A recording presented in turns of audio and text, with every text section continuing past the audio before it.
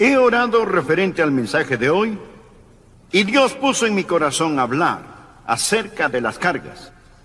¿Y qué hacer con las cargas? Todos tenemos cargas, tarde o temprano. Y he aprendido en mi ministerio que en casi cada fila de nuestro santuario, en cada sección del santuario, se encuentra alguna persona con una aflicción.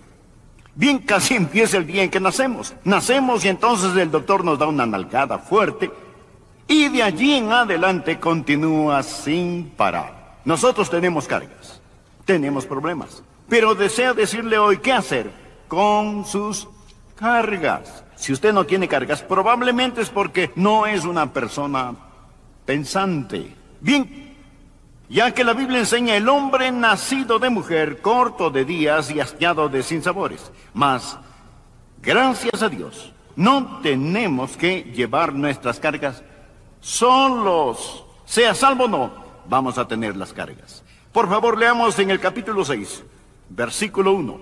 Hermanos, si alguno fuere sorprendido en alguna falta, vosotros que sois espirituales, restauradle con espíritu de mansedumbre, considerándote a ti mismo, no sea que tú también seas tentado. Sobrellevad los unos las cargas de los otros, y cumplid así la ley de Cristo. Porque el que se cree ser algo, no siendo nada, a sí mismo se engaña. Así que cada uno someta a prueba su propia obra, y entonces tendrá motivo de gloriarse solo respecto de sí mismo y no en otro, porque cada uno llevará su propia carga. Bien, hay tres tipos de cargas que deseo mencionar hoy, y quiero que usted escuche muy atentamente. Hay cargas que nosotros tomamos voluntariamente. Hay cargas que soportamos fielmente, y hay cargas que descargamos sabiamente. Deseo que piense acerca de estos tres tipos de cargas. Hay ciertas cargas de las cuales no debe tratar de escapar. De hecho, hay cargas que usted debe tomar. ¿Cuáles son esas cargas? Estas son las cargas de otro hermano, otra hermana, alguien cuando está sufriendo. De lo que Pablo habla aquí primordialmente es de la carga de la persona que se ha descarriado, el hombre que se ha apartado del Señor. Por favor, mire el versículo 1. Hermanos, si alguno fuere sorprendido en alguna falta. Aquí está hablando a creyentes. Hermanos, si alguno fuere sorprendido en alguna falta. Él está hablando de alguien que es nuestro hermano. Alguien que es nuestra hermana. Alguien que se ha alejado de Dios. Y alguien que necesita ser restaurado. Note la palabra restaurarle. Él está diciendo, aquí está una persona que estuvo en compañerismo y ahora ha dejado ese compañerismo. ¿Por qué? Porque fue sorprendido en una falta. No habla de una persona que no es salva, sino de uno que huye del pecado. Realmente es una persona que se esforzaba por alejarse del pecado, pero le sorprendió. Leí hace unos años que en África todas las mañanas una gacela se despierta y se dice a sí misma, si no puedo correr más rápidamente que el león más veloz de estas llanuras, yo seré devorada. Y en alguna parte de esa misma mañana un león se despierta y se dice, si no puedo correr más rápido que la gacela más lenta, moriré de hambre. Así que la gacela y el león se despiertan corriendo. Amigos, todas las mañanas usted y yo necesitamos despertarnos corriendo porque huimos del pecado y Satanás está corriendo tras nosotros y a veces nos alcanza. A veces tropezamos y caemos. Verá, cuando se salva eso no significa que usted no puede pecar. Dígame, usted sabe que eso es verdad. Cuando usted se salva no significa que ya no puede pecar y en ocasiones una falta nos sorprende. ¿Sabe cuál es la diferencia entre mi vida antes y después de ser salvo? Antes de entregarme al Señor corrí hacia el pecado, ahora huyo del pecado. Pero a veces tropezamos y caemos, por ello Él habla de los hermanos. Él dice, hermanos, si alguno fuere sorprendido en alguna falta, es decir, perseguido por Satanás y atrapado en una falta, entonces nosotros debemos restaurarle. Bien, deseo que pensemos ahora mismo, que pensemos en alguien que estaba firme en los caminos del Señor y ahora no asiste más a la iglesia. No hablo de una persona que se fue. Piense en alguien con quien solía tener compañerismo, un compañero con el que salía a evangelizar, un compañero de oración, cantaba en el coro, o sirvió en un comité. Y hasta donde usted sabe, verdaderamente conocía al Señor Jesucristo como su Señor y Salvador personal y le conoce. No obstante, ya no tiene comunión con Él. Nuestra iglesia está llena de ellos, e igualmente toda iglesia. Ellos son hermanos, son hermanas, que han perdido la comunión con Dios. Y Dios nos ha llamado a restaurar a estas personas, porque viven una vida que el apóstol Pablo llama una vida cargada. Ellos están afligidos. Ahora, el pasaje que leemos es esperanza para este tipo de personas.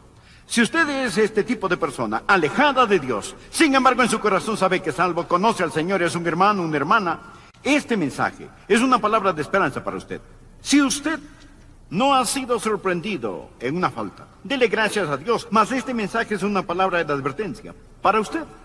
Y es un llamado a servir para todos nosotros. Un hermano puede ser restaurado. Estas son buenas noticias. Si se ha alejado de Dios, nuestro Dios es un Dios de segundas oportunidades. Si leen la Biblia, esta relata de hombres que se alejaron de Dios y regresaron a Dios, porque la Biblia no equivoca el momento para el hombre. La Biblia es una ilustración de personas que se alejaron de Dios y sin embargo regresaron a Él. Tenemos a Jonás. Ahora criticamos a Jonás por huir del Señor, pero la Biblia dice, vino palabra de Jehová a Jonás. ¿Le habla Dios tan íntimamente a usted? Jonás debió haber sido un gran hombre para tener tal contacto con Dios, y aquel podía oír las palabras del Señor. Él fue un gran instrumento que Dios quiso usar. Con todo, Jonás huyó del Señor. Recuerde, pasó la noche en un colchón de espumas con burbujas. Usted recuerda la historia.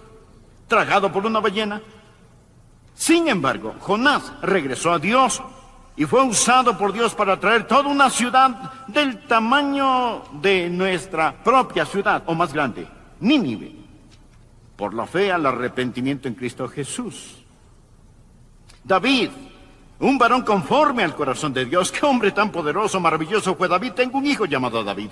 David se alejó de Dios. David cometió un pecado horrible. Usted dirá, él tan solo era humano. No, yo digo que era desesperadamente inicuo. Él fue sorprendido en una falta. Sin embargo, él oró y Dios le perdonó. Él oró, Señor, vuélveme el gozo de tu salvación, y gracias a Dios, Él le dio una segunda oportunidad. Nuestro Dios es un Dios de segundas oportunidades. ¿Conoce a alguien que ha sido sorprendido en una falta? Bien, la Biblia dice que usted debe restaurarle. He hablado del ministerio de restauración, déjeme decirle cómo restaurar. Si se dice, bueno, pastor, lo haré. Tengo a alguien ahora mismo en mi corazón y en mi mente, algún hombre, alguna mujer, algún joven. Bien, permítame decirle cómo usted debe hacerlo. Primero, debe hacerlo muy suavemente. Mire nuevamente el capítulo 6, versículo 1. Restauradle con espíritu de mansedumbre. ¿Lo ve usted? Amigo, cuando reasienta un hueso roto, ¿qué necesita? Suavidad. Un espíritu de mansedumbre, cuidado amoroso. Usted no puede restaurar a alguien si es áspero y dominante. Usted debe ser compasivo. De paso, para aquellos que son padres de familia, ¿sabe lo que he notado de padres cuyos hijos los aman más? Ellos son mansos. Todo hijo quiere un papá fuerte, un papá que ellos puedan admirar, pero desean a un papá que es manso. Manso. Usted puede restaurar a sus hijos con mansedumbre. En lugar de utilizar golpes, gritos y críticas con ellos, use algo de ternura con sus hijos. Aplíquela. Si usted tiene hijos descarriados, ellos necesitan ternura. Su vecino necesita ternura. Restauradle con espíritu de mansedumbre. Hágalo suavemente. Le diré qué más hacer. Hágalo humildemente. Mire este pasaje. Restauradle con espíritu de mansedumbre. Ahora escuche. Considerándote a ti mismo, no sea que tú también seas tentado. Usted dirá, yo no. Amigo, hay 3 personas en su asiento: la persona que usted es ahora, la persona que usted podría ser para la santidad y lo bueno en Dios, y la persona que podría ser para el libertinaje y la maldad. Si usted quita sus ojos de Jesucristo, usted dirá: bueno, eso no me pasará a mí. Bien, quiero hacerle una pregunta. ¿Le pasó a Jonás? ¿Es usted mejor que Jonás? ¿Le pasó a Elías? ¿Es usted mejor que Elías? ¿Pasó a Simón Pedro? ¿Es usted mejor que Simón Pedro? ¿Pasó a Juan Marcos? ¿Es usted mejor que Juan Marcos? No, la Biblia dice: así que el que piense estar firme, ¿que haga qué? Mire que no caiga. Así que cuando restauramos a otra persona, no solo debemos hacerlo suavemente o con mansedumbre, sino hacerlo humildemente, considerándote a ti mismo, no sea que tú también seas tentado. Una tercera forma para esta restauración es que necesitas hacerla compasivamente. Compasivamente. La Biblia dice en el versículo 2, sobrellevad los unos las cargas de los otros. ¿Lo ve? ¿Sabe? Si una persona es verdaderamente hijo de Dios, no hablo de alguien que corre a pecar, sino de una persona que huye del pecado, mas ha sido sorprendida en una falta. Si es verdaderamente hijo de Dios, anótelo claramente: si esa persona es realmente salva, nacida de nuevo, y está fuera de comunión con Dios, está llevando una gran carga. Ahora, si no es salva, no está cargando nada. Bien, pero si lo es y está fuera de comunión con Dios, está llevando una gran carga. Présteme atención y permítame decirle algo. La persona más miserable sobre la tierra no es la inconversa. La persona más miserable sobre la tierra es la salva fuera de comunión con Dios. ¿No es cierto? Es totalmente verídico. Cuando David perdió la comunión con Dios, él dijo: Señor, vuélveme el gozo de tu salvación. Él no dijo: Señor, vuélveme tu salvación, sino vuélveme el gozo de tu salvación. ¿Cuál es la carga que estas personas llevan y por la cual debemos tener compasión? Primero, su relación con Dios omnipotente se ha roto. David oró en el Salmo penitencial: contra ti solo he pecado y he hecho lo malo delante de tus ojos. Esta persona que una vez caminó en dulce comunión con Dios, esa comunión con Dios se ha roto. Una de las partes más maravillosas de mi vida es la comunión que tengo con Dios. Esta mañana mi primer pensamiento al abrir mis ojos fue: buenos días, Señor. Te saludo, Señor. Te bendigo, Señor. Simplemente la comunión con Él. Poder cantar y decir: vengo al jardín solo cuando el rocío aún está sobre las rosas, y la voz que llega a mí, el Hijo de Dios hace conocer. Él camina conmigo, Él habla conmigo y Él me dice que soy suyo. Esa persona que se ha alejado de Dios, esa persona que se ha descarriado, esa persona que ha sido sorprendida en una falta, lleva una carga, porque esa relación con Dios se ha cortado. Le diré algo más: su conciencia de culpa. David oró en el Salmo 32, versículo 4: porque de día y de noche se agravó sobre mí tu mano, se volvió mi verdor en sequedades de verano. En las áreas donde él era espiritualmente lleno de gozo, ahora estaba seco como el polvo.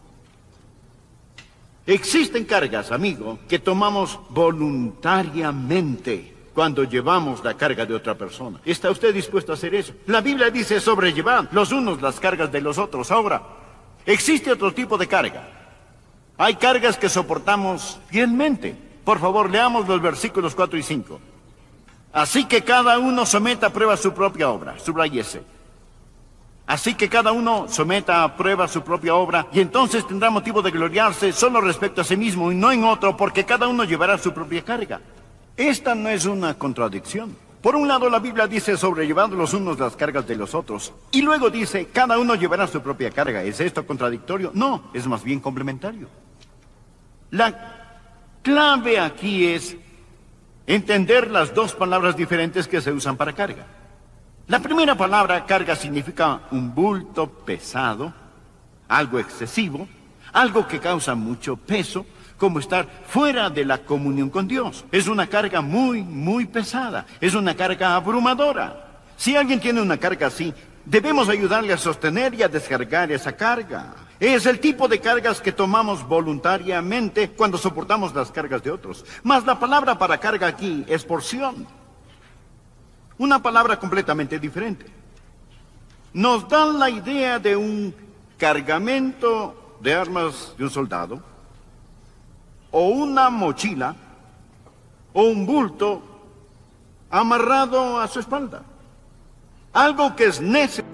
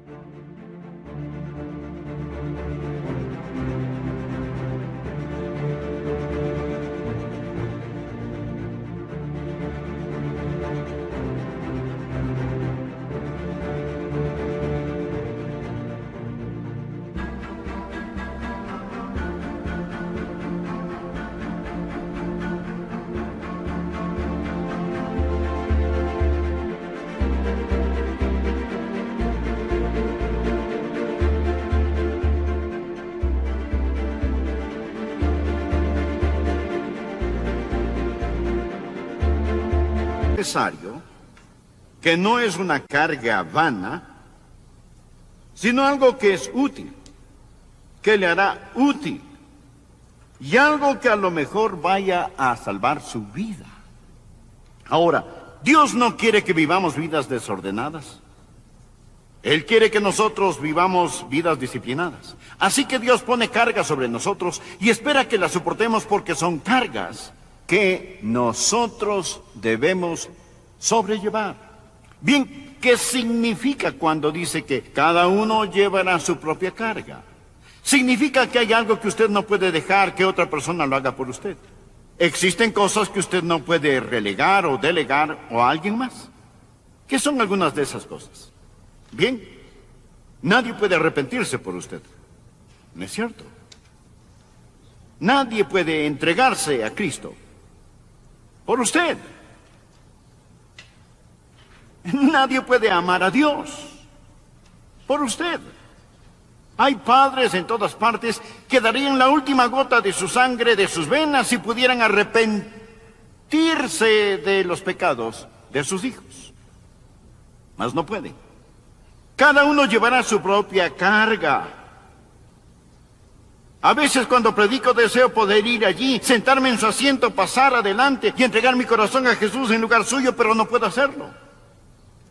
Hay ciertas cosas que son nuestra responsabilidad y llegan a ser bendiciones si las tomamos. No hay tal cosa como una religión alternativa. Y le diré que una de las cargas que necesitamos llevar y soportar es la disposición de liberar a un hermano. Llevar su carga. Verá, un hermano que ha caído no es un llamado para el chisme, es un llamado a orar. Una carga de oración. Nadie puede tomar eso por usted. Debo apresurarme, si no, no podré terminar. Vayamos al último punto. Le he mencionado que hay 3 tipos de cargas. Las cargas que tomamos voluntariamente, cuando soportamos las cargas de otros. Las cargas que soportamos fielmente, cuando Él dice, cada uno llevará su propia carga. Hay ciertas responsabilidades que son nuestras y que nadie puede tomarlas en nuestro lugar. Mas luego, escuche, querido amigo, hay una carga más. Y esa es la carga que tiramos gozosamente. La carga que tomamos voluntariamente. La carga que soportamos fielmente. Y una tercera carga. Y esa es la carga que descargamos gozosamente. Por favor, anote en su margen. Salmo 55, versículo 22. Echa sobre Jehová tu carga, y Él te sustentará.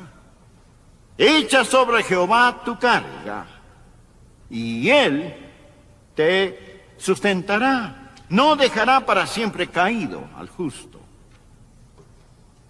¿Sabe quién escribió eso?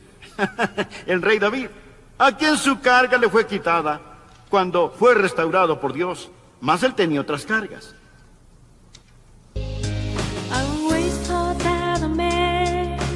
Fall in love with, couldn't so be my best friend. I am glad that it's so it is.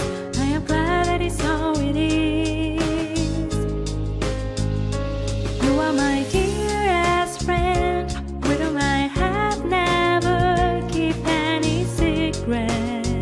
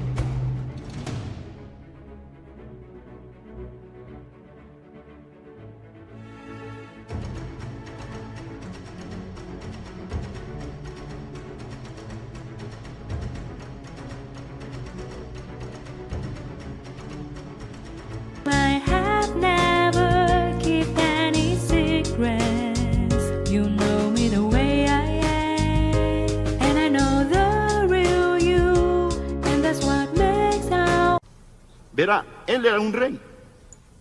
Era rico. Cuando escribió esto, él era piadoso, escribía los salmos. Ya era de edad avanzada.